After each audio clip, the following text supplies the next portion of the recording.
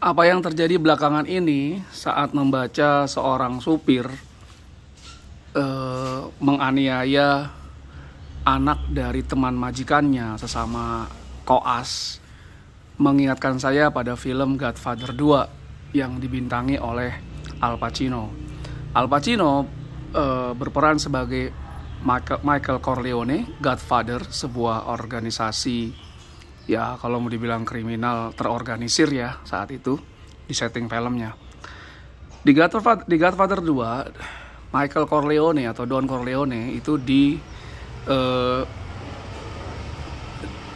diadu domba dengan anak buahnya oleh seseorang gitu, dan akhirnya anak buahnya merasa Don Corleone yang diperankan oleh Al Pacino itu mengkhianati apalah istilahnya kode etik atau apa dalam organisasi kriminal tersebut.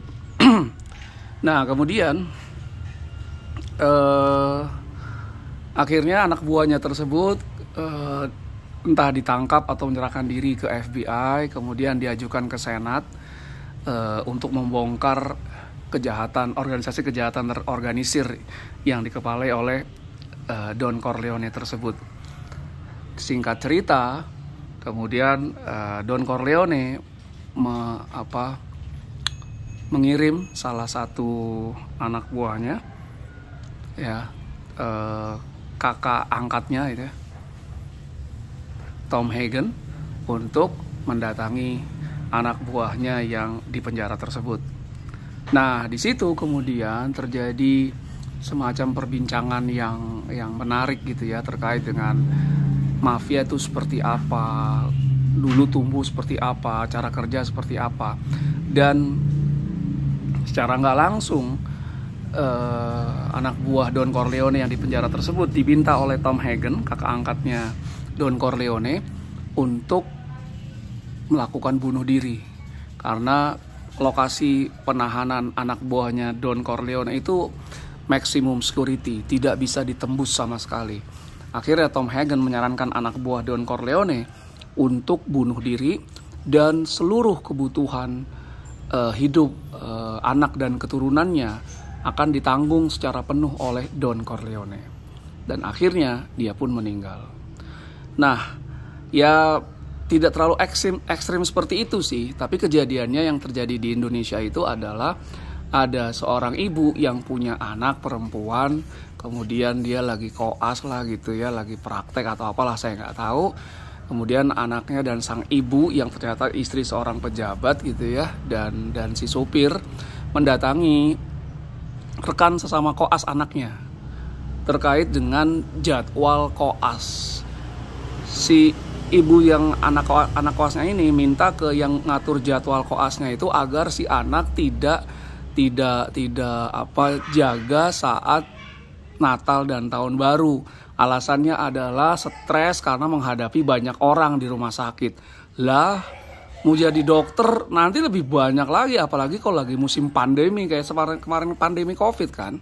Pasti banyak lagi dong. Apa nggak makin stres tuh? Apa dia nggak tahu bagaimana sebetulnya profesi dokter itu bekerja? Dan kenapa masih mau gitu ya. Nah singkat cerita, si ibu meminta kepada rekan anaknya itu untuk mengubah atau mengganti jadwalnya. Ya desas-desus sih mau liburan gitu ya, ya duitnya banyak gitu kan. Katanya gitu desas-desusnya. Nah rekan anaknya ini tidak mau mengganti jadwal yang telah disusun. Ya memang kalau dipikirkan membuat jadwal itu, mengatur jadwal sebenarnya bukan hal yang mudah gitu ya. Kalau kemudian rekannya itu mengganti jadwal, pasti nanti ada yang akan terganti jadwalnya, yang tadinya dia nggak jaga ketika Natal dan Tahun Baru terpaksa harus jaga. Nah pasti kan akan ada ribut lagi, rentetannya banyak banget seperti itu. Nah merasa disepelekan si ibu. Nah ini kadang-kadang nih, ya nggak semua lah, oknum lah ya, oknum istri pejabat itu merasa lakinya punya jabatan, punya duit banyak, sombongnya luar biasa. Lebih berkuasa daripada lakinya kadang-kadang ya.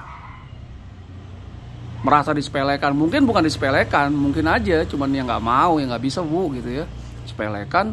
Tapi lucunya kemudian yang menganiaya itu supirnya supirnya ikut di situ ketika ngomong-ngomong antara anaknya si ibu pejabat itu, si ibu pejabat dan sopir dengan teman anaknya yang mengatur jadwal. Ada di situ supirnya. Dia kemudian menganiaya, dipukul lah itu rekan anaknya si ibu pejabat itu. Dan saya baca terakhir di media daring itu katanya tidak ada yang menyuruh dia sendiri yang merasa hilaf, dia sendiri yang merasa sakit hati, kemudian dia memukul karena mungkin dia udah bekerja selama 20 tahun dengan si keluarga ibu pejabat itu gitu loh.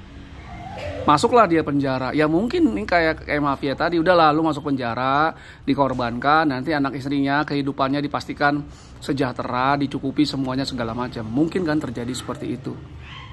Nah, moral story-nya adalah jabatan itu adalah sesuatu yang diberikan yang maha kuasa. Sifatnya tidak akan terus ada. Suatu waktu kalau nanti dia udah pensiun itu lakinya, nggak ada yang mau dekat sama itu keluarga. Lihat aja, berani bertaruh saya. Dan apa sih hebatnya jadi pejabat? Kan kalian melayani rakyat. Gaji kalian itu dari rakyat. Lewat mana? Lewat pajak. Kira nggak pusing kali, ada pajak PPH, ada pajak kendaraan bermotor, ada pajak penambahan nilai, bangun rumah sendiri juga di atas 200 meter ada PPN-nya lagi, beli kayak aqua gelas aja ada PPN-nya. Dari situ sumber gajinya itu para pejabat tuh dan istri pejabat. Jangan lu malah songong sama orang, sama rakyat. Tugas lu melayani. Dan gak akan abadi itu jabatan. Lihat suatu waktu lu nanti kena karmanya lebih hebat itu ibu pejabat dan anaknya. Lagian anak udah koas, level koas, masih dibelain sama ibunya segala macam. Aduh, ini juga kadang-kadang mahasiswa nih, ada satu kampus itu yang anaknya udah pada mahasiswa, orang tuanya ya mungkin emak-emak kali ya, nggak tahu lah ya, buat WAG mengontrol bagaimana anaknya kuliah. Buset, udah dewasa bu. Jadi untuk orang tua, sayangi anak dengan proporsional. Jangan buat dia manja, jangan buat dia merasa jadi punya privilege yang banyak. Oke? Selamat pagi.